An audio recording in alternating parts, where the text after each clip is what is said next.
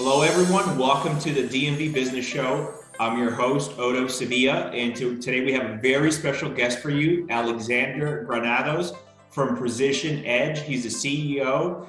Welcome to the show, Alex.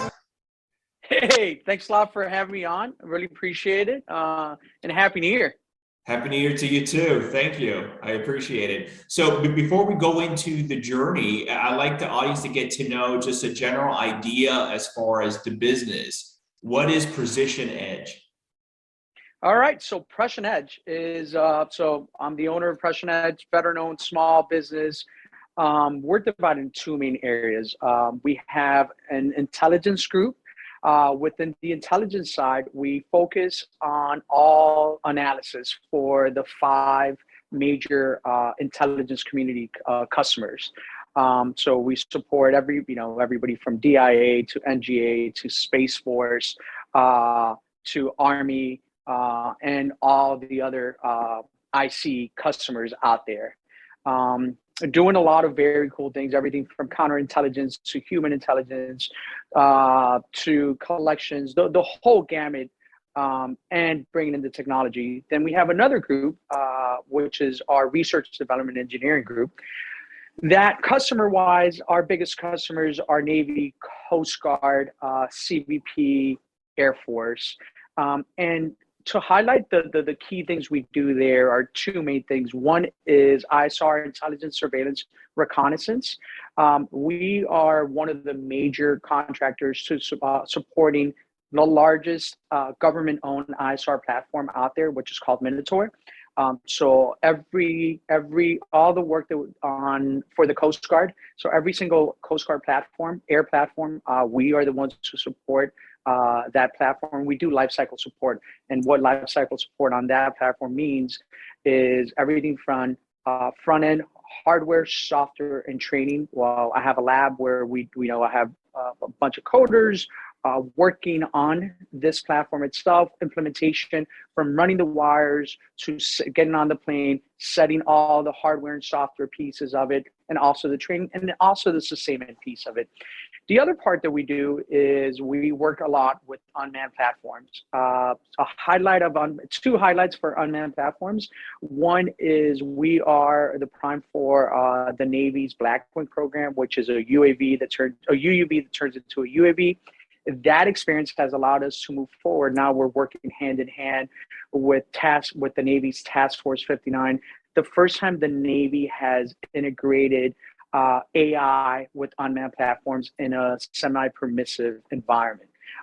So they're taking everything from speedboats to UAVs to UUVs, integrating AI, bringing in our experience from the ISR platform, bringing it together. So we're leading that effort, helping the government lead that effort out off of the Fifth Fleet. So big picture, that's who Prescient Edge is.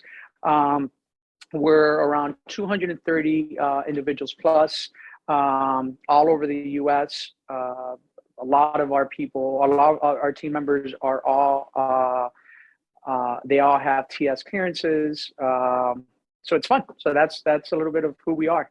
Oh, that's great. Can't wait to get into all that. Are you originally, Alex, from the DMV area, or where are you from? No, so Alex originally grew up in the 305 in Miami.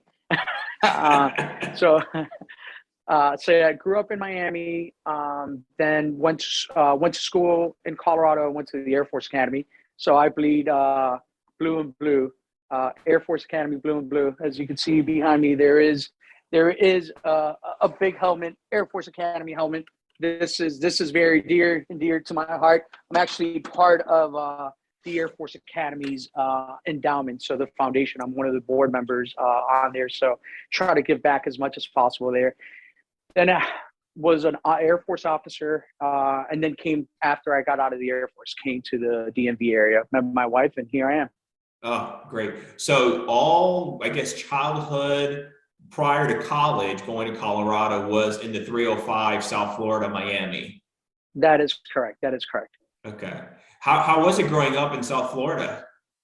It was great. Again, my dad's Colombian, my mom's Cuban. So a lot of Hispanics, my dad has his own business out there.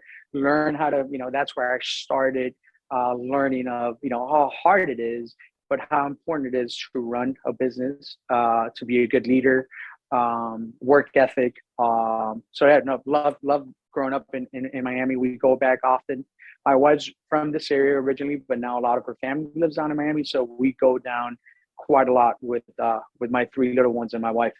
That's great. I'm actually heading down to Miami next week. So I may have to ask you for some pointers and suggestions where to go visit. Definitely. Yeah. So you mentioned your dad, who is Colombian, right? Yep. Okay. He had his own business. So I guess you saw that growing up. I'm sure it wasn't government contractor, or was it? No, not at all. Not at Okay. all. So I'm the first person in my immediate family ever to be in the military or be in the government or do anything with the government. So So how was that? I guess, were you involved in the business? Were you helping out? I was. Okay. Yeah. So it's actually a very, very cool story about my dad. My dad showed up to the U.S. He was a professional ballet dancer. And then he had kids. He had two, but by then he had three kids. And he realized, okay, I can't dance for the rest of my life. So he started his own business. He's a customs broker down in Miami. So, supply chain, customs brokerage. And he's had that business for 35 years. Wow. So, when he first started the business, I'll never forget, it was a Christmas. And our Christmas gift was the warehouse and a desk in the middle. And he goes, hey, this is it. And I grew up working with my dad. So I remember when I was 14 years old, I would get on a truck, a smaller one, not the big, and sometimes in the big ones, but I would drive, I would go to the airlines. But most importantly, I always saw how he treated individuals, everybody in his ecosystem, and how he treated everyone with respect, how he realized that, those around you are more important than anything else. And respect is more important than anything else. And making sure that everybody got something from with what they were doing. And that's something that I learned. And then I've taken, I took it to the Air Force Academy. I took it as an officer. After the Air Force, I grew up in my commercial life at CACI, CACI, took that there, was able to lead through that example. So for me, it was very impactful seeing what my dad did as a business leader as well. Sure. In high school, Alex, were you in JROTC, or did you know you wanted to join the service? No, or? Zero. Okay. Zero. I played sports. So nothing with the military at all. My mom went to FSU, so I thought I was going to go to FSU. Unfortunately, back then the U was the big thing. But no, not nothing with ROTC. I would play sports and work with my dad. That was my life as a high school student. Well, what made you decide to go to Colorado? So I think, education, my dad pushed education extremely, extremely hard every day. Also, my stepdad was in the Air Force at a point. So that kind of piqued some interest. But education was the biggest thing for everyone. And so it was a great school. So my dad's like, hey, go to school where you'll have the best options. And definitely I could have never made a better decision in my life than going to the Air Force Academy. When you go to Colorado, did you already know as far as what major you wanted to go, or no idea? No, not at all. Nothing. I was pretty good at math. I actually went through the prep school first. So before going in, went through the prep school. And again, had to get my SATs up, had to get better at calc, chemistry, physics. So one whole year at the prep school, and then went into the academy. But not, I always liked business. I thought I was going to fly when I was at the academy. I thought I was going to fly till literally my senior year. And then my dad had some words with me. He's like, really, you're going to fly? I was like, yeah. He's like, let's talk about this. So kind of deviated from there. And I became a contracting officer in the Air Force. So an acquisitions officer per se. So that was my job as a second lieutenant. In the Air Force, you could it's one of the only services that allows you to graduate from a service academy and go directly into contracting. So we had around 6 people in my class that went into contracting. I was one of them. Oh, that's interesting. Okay, so you immediately go into contracting? Yep. Okay. So I was a contracting officer as a second lieutenant. I'm second lieutenant showing up to a contracting shop. I went to Altus, Oklahoma, beautiful southwest corner of Oklahoma. That was my first duty station. How long were you there for? For a while? 2 years. Okay. So, yeah. So, but it was fun. It taught me a lot. And I think, you never, back then, I hated it. I was like, God, why am I doing con? But I'll tell you, it was, again, formative part of my life, where my commander pushed me extremely hard. I was her second lieutenant. So she pushed me really hard to do, to understand contracting and not just copy and paste, and to think outside of the box, to think critically, and to understand why we were there. And that's definitely helped me in this world. First growing a business at CACI and then growing a business here, it's helped me grow drastically. From Oklahoma, then afterwards, is your next step here, the Washington, D.C. metro area? Yep. Came over here. And then after getting out of the Air Force, started working at CACI. And was with CACI for a long time. So I was at CACI for almost 11 years. Government contractor. Yeah, as a government contractor. So I was a director out there, led one of their a P&L within CACI. And it was fun. Again, always having good mentors, good leaders around you is always great. I had a handful of phenomenal mentors at CACI who allowed me to grow. They said, okay, we're going to take a little different route with you and just go build what you need to go build. And they trusted me. And they brought me into their circle and allowed me to do that, actually go out and build a business. So I acted as my own small business within a very large enterprise, which very much prepared me for my next step, which was here. What were you doing there specifically? So I led a lot of the professional services at CACI. So I did a lot of VA work, a lot of OSC work, DOT, smaller agencies, PBGC, FDIC, Congress, Senate, a little bit of IRS, Air Force, did a lot of Air Force work, some Army work, big, I would say the biggest portfolios were VA, DOT, smaller agencies, and OSD. How many people were in your team there? I think total we were almost, 800 plus, almost 1,000 people. Okay. So it was a large organization. You were there for a while? I was 11 years. Wow. Okay. And then after that, you thought what you were thinking about, let me do this on my own, or how did that thought come about? So it's a fun experience. I left in 2016. I came to Prescient Edge to be the president of Prescient Edge. And unfortunately, the business at that time went through, a pretty big down. And I found myself, 8 months later with an opportunity to buy the business. And again, having the right people at the right time around you. There was the gentleman who actually took charge of the business itself. He gave me the opportunity to buy the business, to be the majority owner of Prescient Edge. Still a great mentor and a friend and colleague.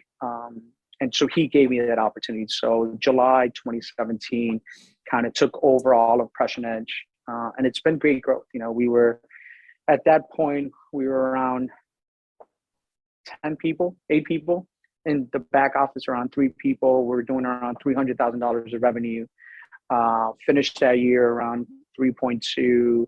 The next year around 12. The next year around 30, 40. So we're in between the $40-50 million range today, in less than 5 years, which has been a lot of fun.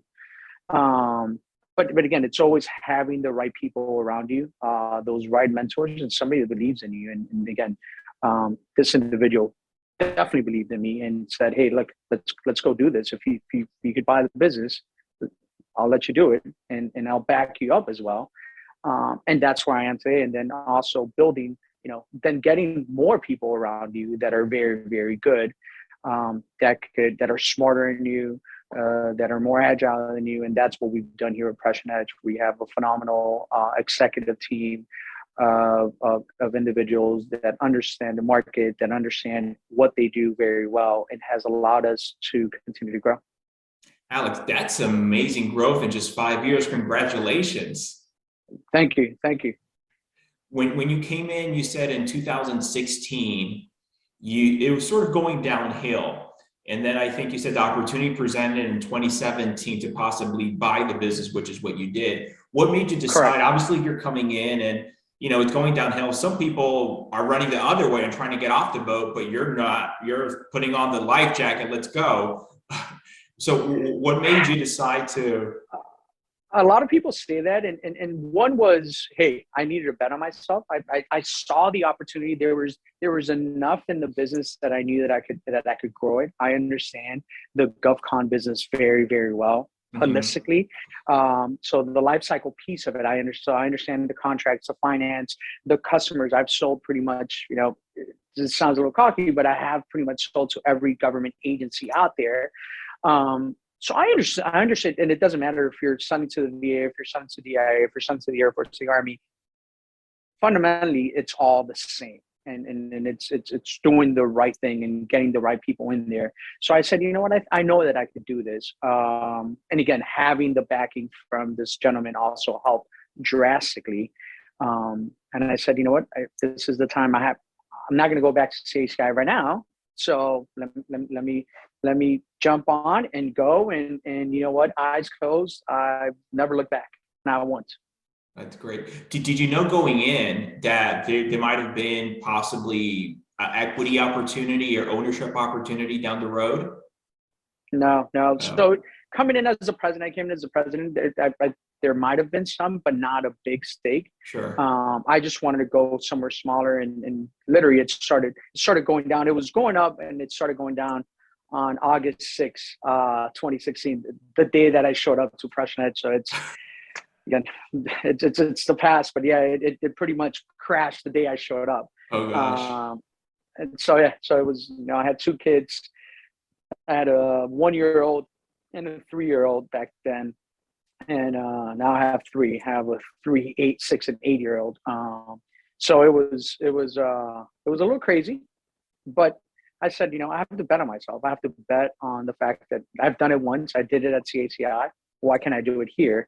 And again, putting the right people in the right seats, setting up the right infrastructure, doing the right thing for the customer has allowed us to grow where we're at today and be a trusted partner to the government. That was going to be my next question. You came in and it was going downhill, and going from 10 employees to now over 200, you said. I'm sure there were several factors that you put in place for that amazing growth in 5 years. What are a few things you think that helped you, that maybe they were doing things prior differently, and then when you came in and it just went that way? I think the biggest thing is really understanding this business. I don't think they were doing anything wrong. It was just, when you don't really understand this business, you could, unfortunately, you can't run this business like a normal commercial business. It's a little bit different. It's a different beast.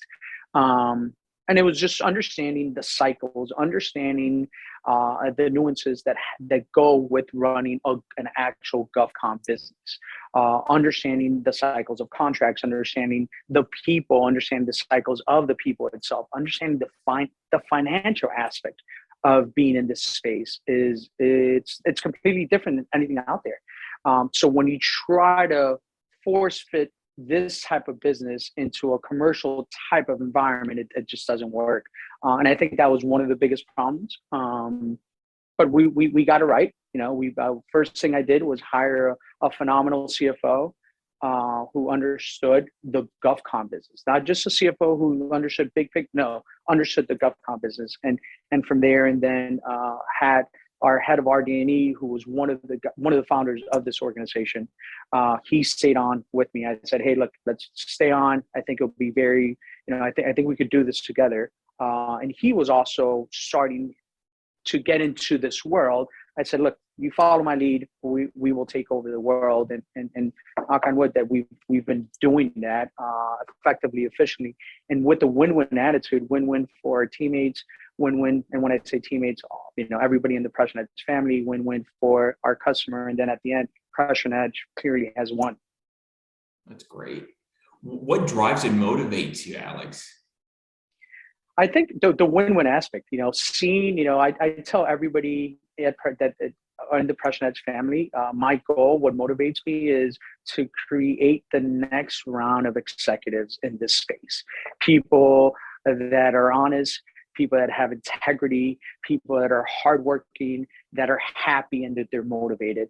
And it's funny because the last three, happy, positive, and motivated, are the three things I tell my kids to say before they get off the car every morning when I drop them off from school. I'm like, hey guys, you better yell this very, very loud. We're happy, we're positive, motivated, and hardworking, and we have to hustle. And if I could continue to create a culture here with that, again, our national security will be in good hands. Our country will be in good hands, and this space will be in very good hands. So that really does motivate me a lot, to be able to have the opportunity to create a culture like that, and to develop individuals. We spend a lot of time and resources on growing individuals. I'm not, again, why are we a little bit different? We do things in a different manner. I try not to always bring in individuals who have been doing the same thing somewhere else in another organization. I try to build individuals. So we bring a lot of young, extremely smart individuals into the organization and grow them, especially in the back office, and spend time, training, mentoring, growing, so that they could be with us forever, or they could be with us for 1 or 2 years, move on, but then they will be great people somewhere else within this ecosystem.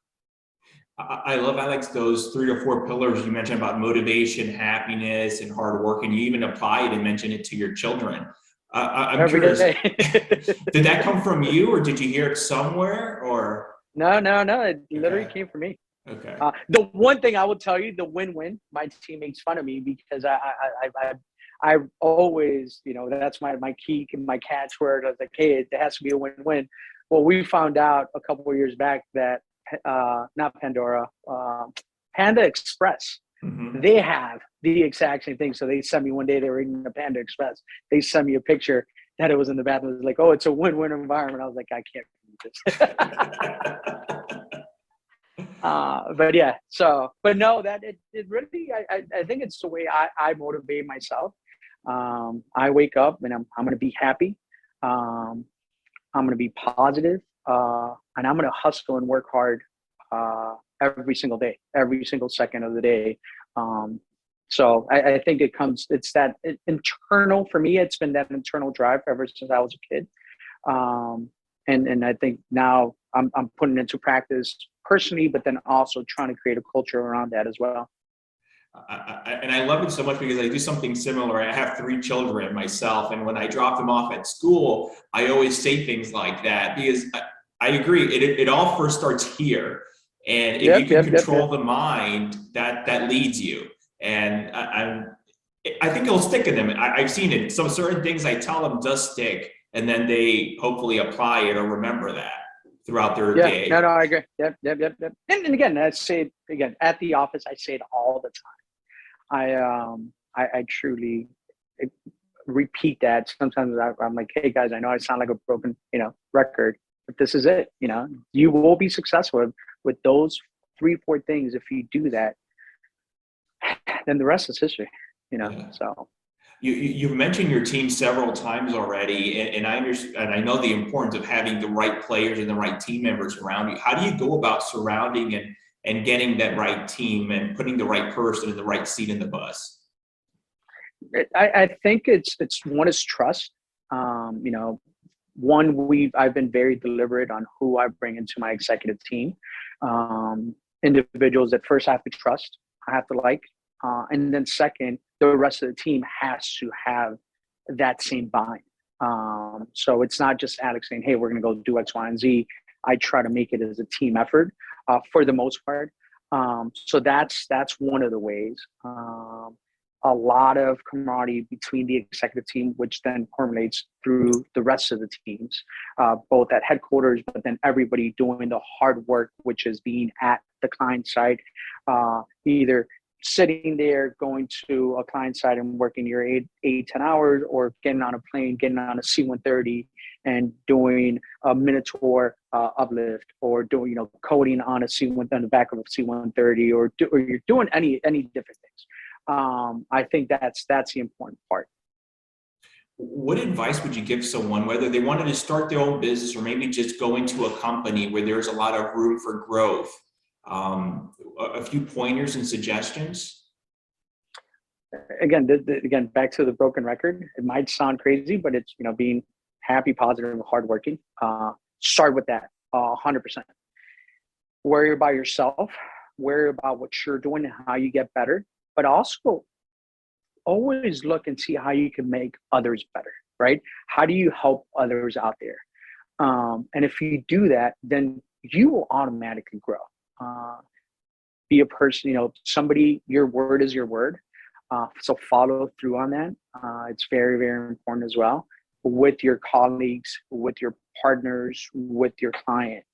And show up every morning and like what you do. And the second you don't have that win-win, right? Because the win is holistically. The win is, are you having fun at work? Are you learning at work? Are you making money at work? Is that allowing you to take care of your family? Which then there's a bunch of win-wins. When one of those starts veering off, sit down and say, okay, well, what's going on? Why is that not helping me win? And try to auto-correct, and move forward. Alex, I know you were in the Air Force for a while. Are there any specific habits or traits that you feel that have helped you on the individual basis, whether personally or in business?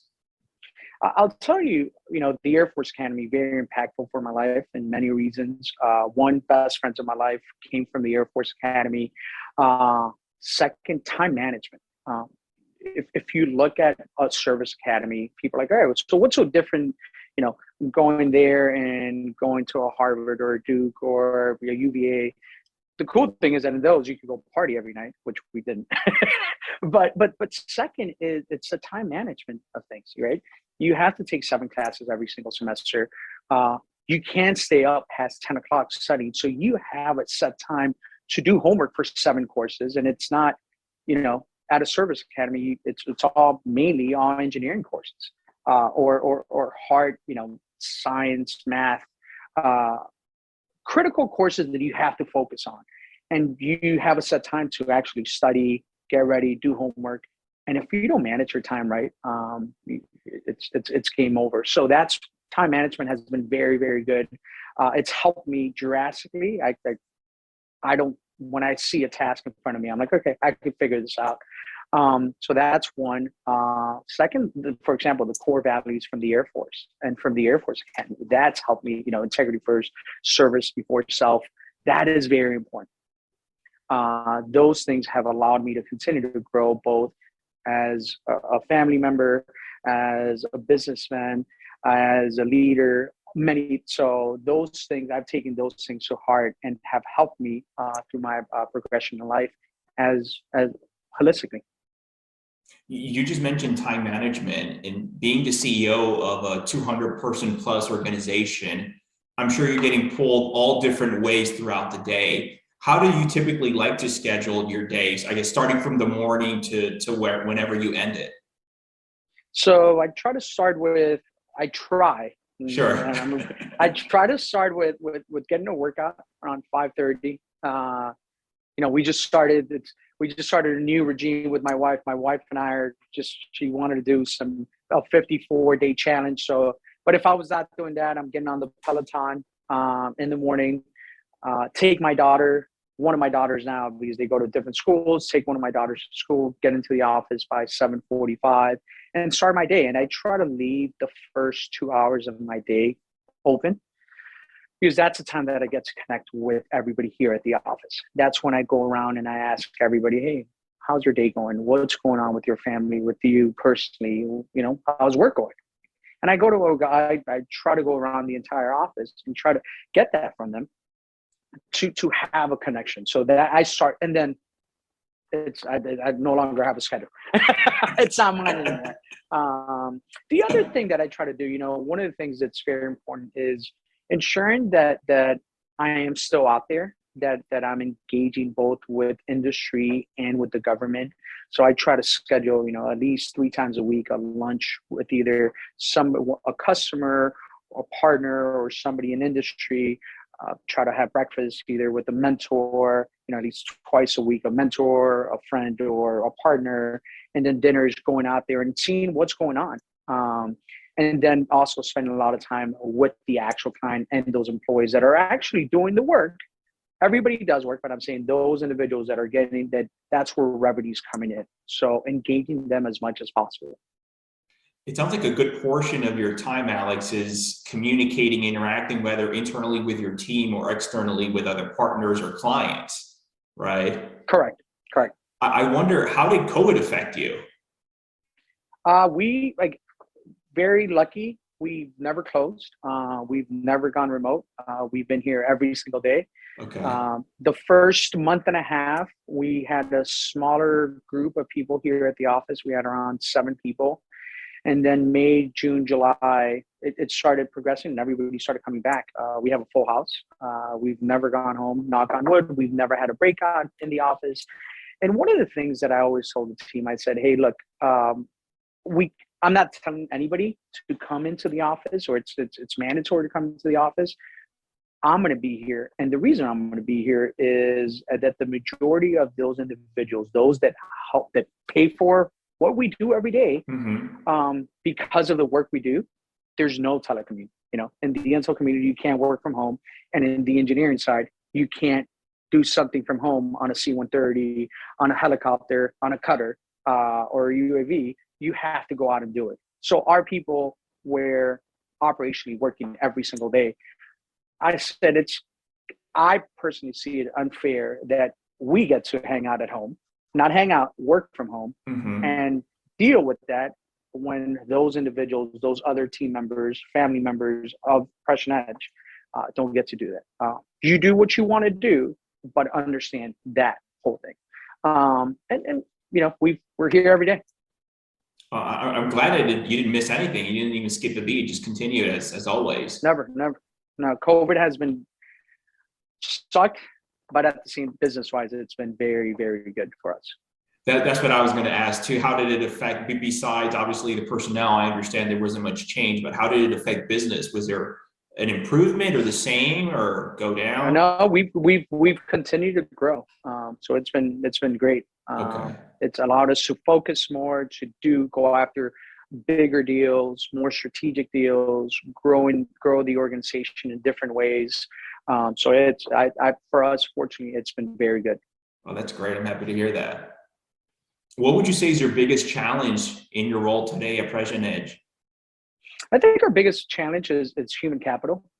Human capital, especially out there, and I think everybody has the same kind of problem where it's how do you ensure that you have an organization where it's really a win-win, that everybody's seeing the win-win and people are wanting to stay around when, again, there's not much flexibility to work from home, especially the more technical opportunities that we have.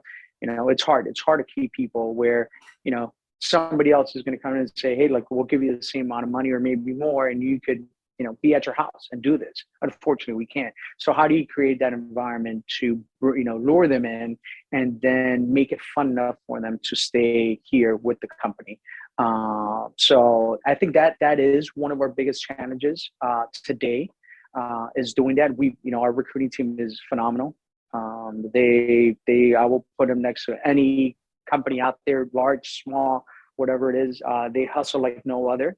But still, it's hard for them. That is an issue, and that's an issue that it's not a solvable issue today. It's an issue that we have to learn how to deal with it, and how do we mitigate it as much as possible. Understand you can't fully, de-risk that issue.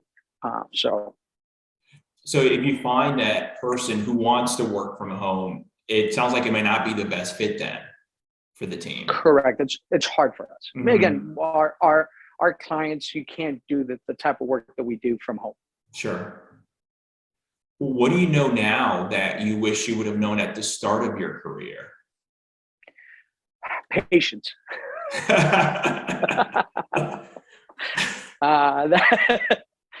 that is what the biggest thing. Again, I'm very energetic, very little patience, but understanding that the cycle, everything's a cycle. Understanding life is very long. Understanding that there's going to be bad days, definitely bad days. Understanding that those bad days are going to go away and better days are coming, and understand how to deal with those lows, and understand how do you maximize the way up as well. So though that's a little bit of what I wish I knew back then, or I had more back then and that I have now. How do you deal with those lows? Because I'm sure as a business owner, it's not always, sunshine and rainbows per se. And you do have those instances where you will hit some lows. Happy, positive, hardworking. There we go. Honestly, always back to it. No, I'll tell you. We've had some lows. We've had some lows, and it has not been easy. And I wake up every morning and I'm like, all right, you have two options. Either you don't do what you say you preach to your kids, to your team, to be happy, to be positive, to work hard, or you just drown yourself in this sorrow of holy shit, we're a contract is being, defunded, or we're having issues with the contract. Let's go fix it. Let's not focus on the bad. Let's go focus on how do we get to a yes? How do we get through it somehow, some way? And that has really, really helped us here. It's helped me personally. Alex, through your career, have you had any mentors? And if so, what did you learn from them?